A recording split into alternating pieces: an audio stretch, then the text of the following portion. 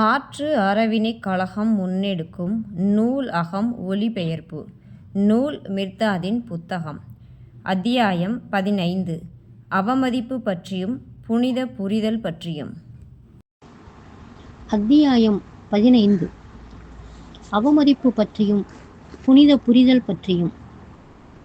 நரோண்டா. குரு தன் பேச்சை முடிப்பதற்கு முன்பே குகை வாயிலில் காற்றையும் வெளிச்சத்தையும் தடுத்தபடி மூத்த துறவியின் பெரிய உருவம் தோன்றியது. குரு சற்று முன் குறிப்பிட்ட அந்த கெட்ட தேவதைகளில் ஒன்றுதான் வந்துவிட்டதோ என்று ஒரு கணம் என் மனதில் பளிச்சிட்டது. மூத்தவர் கண்களில் தீ. அவர் முன்னே பாய்ந்து குருவின் கையை பற்றி வெளியே இழுக்க முயன்ற போது அவரது தாடி ரோமங்கள் குத்திற்று நின்றன. சமாதம். உன் மனதின் இழிவை நீ வாந்தி எடுத்ததை நான் இப்போது கேட்டேன். உன் வாய் ஒரு நச்சு குழாய். உனது இருப்பு நோயின் தீச்ச குணம். இந்த மடாலயத்தின் தலைவன் என்கிற முறையில் உடனே வெளியேறும்படி உனக்கு கட்டளையிடுகிறேன். நரோண்டா. குரு மெலிந்த உருவமுடையவராக இருந்தாலும் உறுதியாக அசையாமல் நின்றார், ஆற்றல் மிக்கவராக. சமாதம் ஒரு குழந்தை போல் தோன்றினார். குருவின் சாந்தம் திகைப்பூட்டுவதாக இருந்தது. அவர் சமாதத்தை பார்த்து பேசினார்.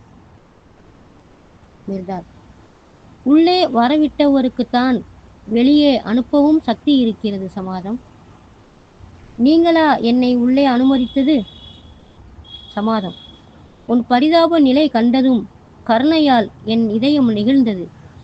அதனால் உன்னை உள்ளே சேர்த்து கொண்டேன். மிர்தாத். சமாதம். உன் பரிதாப நிலையை கண்டுதான் என் அன்பு நெகிழ்ந்தது. இதோ நான் இங்குதான் இருக்கிறேன். எனது அன்பும் என்னுடன் தான் இருக்கிறது. ஆனால் பரிதாபம், நீங்கள் இங்கும் இல்லை எங்கும் இல்லை. உங்கள் நிழல்தான் இங்கே சிதறி கிடக்கிறது. எல்லா நிழல்களையும் ஒன்று திரட்டி கதிரவனில் எரித்துவிடவே நான் இங்கு வந்திருக்கிறேன். சமாதம். உனது மூச்சு உலக காற்றை மாசுபடுத்துவதற்கு முன்பே நான் இந்த மடாலயத்தின் மூத்தவன். நான் இங்கே இல்லை என்று உன் கேடுகட்ட நாக்கு எப்படி சொல்லிற்று? மிர்தாத். இந்த மலைகள் எல்லாம் தோன்றுவதற்கு முன்பே நான் இருந்தவன். இவை தகர்ந்து பொடி பொடியாகி புழுதியான பின்னும் நான் இங்கு இருப்பேன். நானே மடாலயமும் பலிபீடமும் நெருப்பும். எனக்குள் நீங்கள் அடைக்கலம் அடையவில்லை என்றால் நீங்கள் புயலுக்கு இரையாகி விடுவீர்கள். எனக்கு முன்பாக நீங்கள் உங்களையே எரித்து கொள்ளவில்லை என்றால் மரணத்தின் கணக்கற்ற கொலைகாரர்களின் கூரிய கத்திமுனைகளின் குத்துகளை தாங்கிக் கொள்ளும் சக்தியை பெற முடியாது. எனது மென்மையான நெருப்புக்கு நீங்கள் இரையாக மறுத்தால் கொடிய நரக நெருப்புக்கு எண்ணெயாகி போய்விடுவீர்கள். சமாதம். தோழர்களே, எல்லாரும் கேட்டீர்களா இதை? கேட்கவில்லை? இந்த பழிகார போலி வேடதாரியை அந்த பள்ளத்தில் தள்ளுவோம். நரோண்டா. மறுபடியும் சமாதம் குருவை நோக்கி பாய்ந்தார். கையை பிடித்து வெளியே இழுத்தார். ஆனால் குரு கொஞ்சம் கூட அசையவில்லை. மற்ற துறவிகளும் நகரவில்லை. சமாதத்தால் ஒன்றும் முடியாமல் போகவே தலை குனிந்தார். நானே மடாலயத்தின் தலைவன். கடவுள் தந்த அதிகாரத்தை நிலைநிறுத்துவேன் என்று முணுமுணுத்தபடி குகையை விட்டு வெளியேறினார். குரு நீண்ட நேரம் மௌனமாக இருந்தார். ஆனால் ஜமோராவால் சும்மா இருக்க முடியவில்லை. ஜமோரா. சமாதம் நம் குருவை அவமதித்து விட்டார். குருவே, அவரை என்ன செய்வது? உத்தரவிடுங்கள், நொறுக்கி விடுகிறோம். மிர்தாத். சமாதத்திற்காக வேண்டிக் கொள்ளுங்கள் தோழர்களே. அவருக்கு நாம் செய்ய வேண்டியது அதுதான். அவரின் விழிகளின் திரை அகலவும் அவரது நிழல் நீங்கவும் பிரார்த்தனை செய்யுங்கள். தீமையை வரவேற்பது போலவே நன்மையை வரவேற்பதும் எளிதான காரியம்தான். வெறுப்புக்கு ஒத்துப்போவதைப் போலவே அன்பிற்கு இசைந்து போவதும் எளிதுதான். எல்லையற்ற பிரபஞ்ச பெருவெளியில் இருந்தும் உமது விசாலமான இதயங்களில் இருந்தும் இந்த உலகிற்கான ஆசீர்வதிப்புகளை பெற்றுக்கொண்டு வழங்குங்கள். உலகிற்கு வழங்கும் ஆசீர்வாதம் உங்களுக்கு ஆசீர்வதிப்பாகும். எல்லா உயிர்களின் நன்மைக்காகவும் வேண்டிக் கொள்க. ஒவ்வொரு உயிருக்கான நன்மையும் உமக்கான நன்மையே. அதேபோல் ஒவ்வொரு உயிருக்கான தீமையும் உமக்கு செய்து கொள்ளும் தீமையே. உங்கள் இருத்தல் என்னும் ஏணியின் படிகள்தாமே நீங்களெல்லாம். புனித சுதந்திர பெருவழிக்கு செல்ல விரும்புவோர் மற்றவர் தோள் மீதே ஏறி செல்ல வேண்டியிருக்கிறது. அப்படி செல்பவர்கள் மற்றவர் மேலேறி செல்ல தங்கள் தோள்களையே படிகளாக உதவ வேண்டி வருகிறது. உங்கள் இருப்பாகிய ஏணியின் ஒரு படிக்கட்டுதானே சமாதம். உங்கள் ஏணி பலமாகவும் பாதுகாப்பாகவும் இருக்க வேண்டாமா?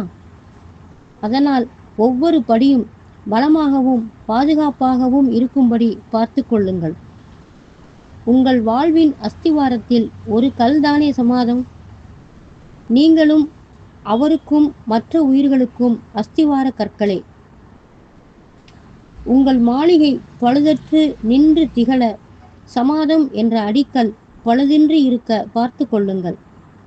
அதேபோல் மற்றவர் மாளிகைகளும் பழுதின்றி திகழ நீங்கள் பழுதற்ற அடிக்கற்களாக இருங்கள். உங்களுக்கு 2 கண்களுக்கு மேல் இல்லை என்பதை நினைவு கொள்ளுங்கள். இந்த பூமியிலோ இதற்கு மேலோ கீழோ உள்ள பார்க்க வல்ல கண்கள் எல்லாமே உமது கண்களின் விரிவாக்கமே. உமது அண்டை வீட்டாரின் பார்வை தெளிவாக இருக்க வேண்டுமானால் உமது பார்வை தெளிவடைய வேண்டும். அவர்கள் பார்வை மங்கினால் உமது பார்வையும் மங்கும். ஒவ்வொரு பார்வையற்றவரின் விழிகளையும் பறித்து கொண்டது நீங்களே. அதனால் அவர்களுக்கு பார்வையை கொடுங்கள். நீங்கள் நன்றாக பார்க்க அண்டை வீட்டாரின் பார்வையை காப்பாற்றுங்கள். உமது வீட்டு வாசலில் அண்டை வீட்டார் தடுமாறாதபடி உமது பார்வையை காப்பாற்றிக் கொள்ளுங்கள். சமாதம் என்னை அவமதித்து விட்டதாக சமோரா நினைக்கிறார். எனது புரிதல் ஆற்றலை அவர் எப்படி குலைத்துவிட முடியும்? சேறு கலங்கி பாயும் நீரோடை மற்ற நீரோடையையும் கலக்கிவிடும். ஆனால் கடலை மாசுபடுத்த முடியுமா? கடல் அதன் சேற்றையெல்லாம் அடித்தரையில் படியவிட்டு நீரோடைக்கு தெளிந்த நீரையே பதிலுக்கு கொடுக்கும். இந்த பூமியின் ஒரு சதுர அடி நிலத்தை அல்லது ஒரு சதுர மைல் நிலத்தை மாசுபடுத்தி தரிசாக்கிவிட முடியும். ஆனால் பூமியை அது பாதிக்குமா என்ன? மனிதர் விலங்குகளின் எல்லா கழிவுகளையும் பூமி பெற்றுக்கொண்டு பதிலுக்கு இனிய கனிகளையும் நறுமண மலர்களையும் நிறைந்த தானியங்களையும் புல் பூண்டுகளையும் வழங்கி வருகிறது. ஒரு வாள் எளிதில் தசையை காயப்படுத்தி விடலாம்.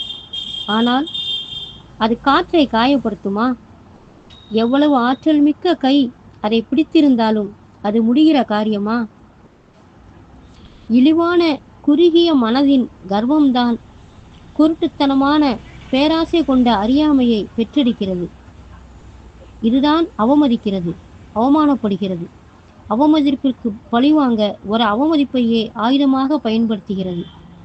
அழுக்கை அழுக்கால் கழுவ முயல்கிறது. ஆணவம் கொண்ட சுய போதையில் கிடக்கும் உலகம் உங்கள் மீது நீதிபதி கூட்டத்தை ஏவும். தனது கந்தலாகி போன இரத்த வெறி கொண்ட சட்டம் என்ற வேட்டை நாய்களை உங்கள் மீது ஏவும். தனது அழுகிய மத நம்பிக்கைகளையும் தானே உருவாக்கி கொண்ட பெருமைகளையும் உம்மை கடித்து குதற ஏவிவிடும். உங்களை சட்ட விரோதமானவர் என்றும் குழப்பத்தின் கையாட்கள் என்றும் அராஜகவாதிகள் என்றும் பிரகடனப்படுத்தும். உமது பாதைகளில் கன்னிவெடிகள் புதைத்து சிதறடிக்கும். சினத்தால் உங்கள் படுக்கைகளை அலங்கரிக்கும். உங்கள் செவிகளில் சாபங்களை விதைக்கும். உமது முகங்களின் மீது அவமதிப்பை காரி உமிழும். உமது இதயங்கள் மயக்கம் அடைந்துவிடக் கூடாது. ஆழமும் அகலமும் கொண்ட கடல் போல் இருந்து அவர் உங்களை சபித்தாலும் அவரை நீங்கள் வாழ்த்த வேண்டும். பூமி மண்போல் திகழ்ந்து தாராள மனதுடன் அமைதி கொண்டு மனிதனின் இதய அழுக்கையெல்லாம் கழுவி தூய்மையும் அழகும் கொண்டதாக செய்யுங்கள். எந்த வாளாலும் காயப்படுத்த முடியாத சுதந்திர காற்றை போல் திகழுங்கள். உங்களை காயப்படுத்தும் வாள் கடைசியில் மழுங்கி போய் துருப்பிடித்து போகும். உங்களுக்கு கெடுதல் செய்த கை கடைசியில் தளர்ந்து போய் நின்றுவிடும். உங்களை தெரிந்து கொள்ளாத உலகம் உங்களுக்கு உள்ளேயும் இருக்காது. அதனால் அது பற்களை காட்டி உரிமையபடிதான் உங்களை வரவேற்கும். ஆனால் உலகறிந்த உங்களுக்குள் அந்த உலகம் இருக்கிறது. அதனால் நீங்கள் அதன் சினத்தை அன்பால் எதிர்கொள்ளுங்கள். அதன் பழிச்சொற்களை அன்பான புரிதல் மூலம் சாந்தப்படுத்துங்கள். புரிதல்தான் நமது நாளை நலமாக்கும். இப்படித்தான் நான் நோவாவுக்கு உபதேசித்தேன். அதேபோல்தான் உங்களுக்கும் உபதேசிக்கிறேன். நரோண்டா. அதன் பிறகு நாங்கள் எழுவரும் அமைதியாக கலைந்து சென்றோம். இப்படித்தான் நான் நோவாவுக்கு உபதேசித்தேன் என்று குறிப்பிடும்போது அதற்கு மேல் அவர் பேச மாட்டார் என்று பொருள்.